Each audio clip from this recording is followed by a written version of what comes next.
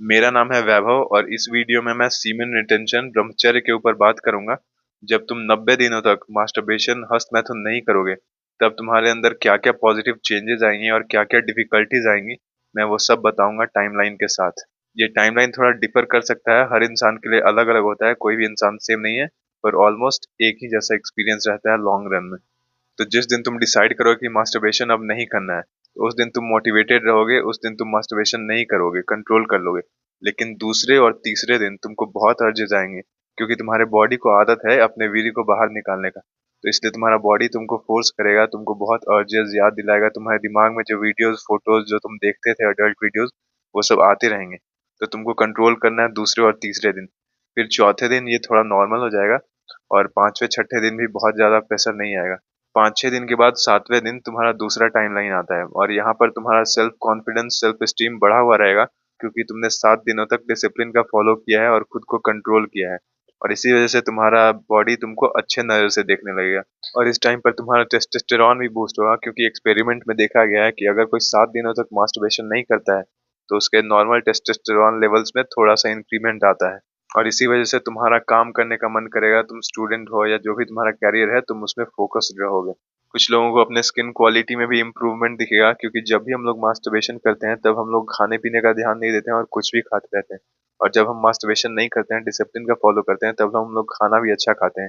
ये एक रीजन है, और हमारे अंदर हमारा सीमेन है, तो वो भी स्किन के हॉर्मोन्स को अच्छे तरह रेगुलेट करता रहता है, तो वो दूसरा रीजन है। और ये सारे चेंजेस सच में काम करते हैं। अगर तुमको विश्वास नहीं तो तुम 7 दिनों तक मास्टरबेशन मत करना और फिर 7वें दिन कर लेना। तुम वापस से बेस लेवल पर चले जाओगे, तुम्हारा मूड वापस खराब हो जाएगा, तुम वापस चिड़चिड़े रहने लगोगे, तुम खुद पर ध्यान नहीं दोगे। तो ये चेंजेस सच में काम करते हैं। इस टाइम पर बहुत लोग मोटिवेटेड रहते हैं आगे बढ़ने के लिए, लेकिन काफी लोग देखते हैं नहीं 7 दिन तक नहीं किया और अर्जेस आ रहे हैं, तो वो लोग गिव इन कर देते हैं। तो वो तुमको नहीं करना है, तुमको आगे तक बढ़ना है। फिर अगला टाइम लाइन आता है 14 डेज। यहाँ पर तुमको अपने स्किन क्वालिटी के साथ साथ अपने आंखों में भी थोड़ा चमक दिखेगा। तुम्हारा स्किन क्वालिटी बेहतर हो रहा है, तुम टाइम पर सो रहे हो, तुम्हारे आंखों के नीचे जो डार्क सर्कल्स होता था वो डार्क सर्कल कम होने लगेगा। तुम्हारे अंदर अभी भी वो अर्जेस आते हैं, लेकिन अब तुम्हारा थोड़ा थोड़ा कंट्रोल बनने लगा है, तुम उनको मना करना सीख चुके हो। क्योंकि तुमने 14 दिनों तक ब्रह्मचर्य का पालन किया है, तो तुम्हारा शरीर तुमको बहुत अच्छे नजर से देखता है, और इसी वजह से तुम्हारा सेल्फ स्टीम और सेल्फ कॉन्फिडेंस बढ़ जाता है। और तुम बाहर जाकर नेचुरली फीमेल से, लड़कियों से बात करने का, दोस्ती करने का, कनेक्शन बिल्ड करने का ट्राई करोगे। यहाँ पर बहुत ड्रास्टिक चेंजेस नहीं आते हैं, क्योंकि जो ड्रास्टिक चेंजेस आते हैं वो हम लोग स्टार्टिंग में नोटिस करते हैं, और फिर वो मतलब हमारे लिए डेली होते हैं, इसलिए वो नॉर्मल हो जाते हैं। और फिर अगला टाइम लाइन आता है 28 दिनों का। 28 दिन ऑलमोस्ट एक महीने हो चुके हैं, और इतना ही टाइम लगता है हमारे स्किन के पूरे सेल्यूलर टर्नओवर को होने में। 28 दिनों के बाद अगर तुम अच्छा डाइट ले रहे थे, तो तुम्हारे चेहरे पर काफी ग्लो हो जाएगा, तुम्हारे आंखों में चमक आएंगे, तुम्हारे जो बाल हैं वो बाल मजबूत होंगे। ये मैंने बहुत अच्छे से नोटिस किया था। जब मैं सुबह सोकर उठता था तो तकिए पे बाल गिरे मिलते थे, नहाने जाता था तो बाथरूम में बाल मिलते थे, जब मैं कोई तेल लगाऊंगा तो हाथ पे बाल टूटे मिलेंगे। लेकिन जब से मैंने सीमेन रिटेंशन फॉलो करना शुरू किया है, मेरे बिल्कुल ही बाल नहीं टूटते। और 28 दिनों तक सीमेन रिटेंशन करने के बाद तुम्हारे बॉडी को पता चल जाता है कि अब तुम पॉर्न या फिर मास्टरबेशन के आदी नहीं हो, तुम्हें ये सब लत नहीं है, तो वो भी तुम्हें अर्जेस कम भेजता है। इस बीच में तुम्हारा नाइटफॉल हो सकता है, लेकिन नाइटफॉल्स पर ध्यान नहीं देना है।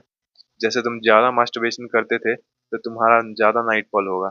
मे बी हफ्ते में 2 बार हो जाएगा, 3 बार हो जाएगा, लेकिन दूसरे हफ्ते में 2 बार होगा, तीसरे हफ्ते में 1 बार होगा, तो धीरे धीरे नाइटफॉल भी कम होने लगता है। और नाइटफॉल पर ध्यान इसलिए नहीं देना है क्योंकि उस पर हमारा कंट्रोल नहीं है। हमारा जिस पर कंट्रोल है, हम लोग उस पर ध्यान देंगे। तो 28-30 दिनों के बाद ये सब कुछ नॉर्मल होने लगा तुम्हारे लिए।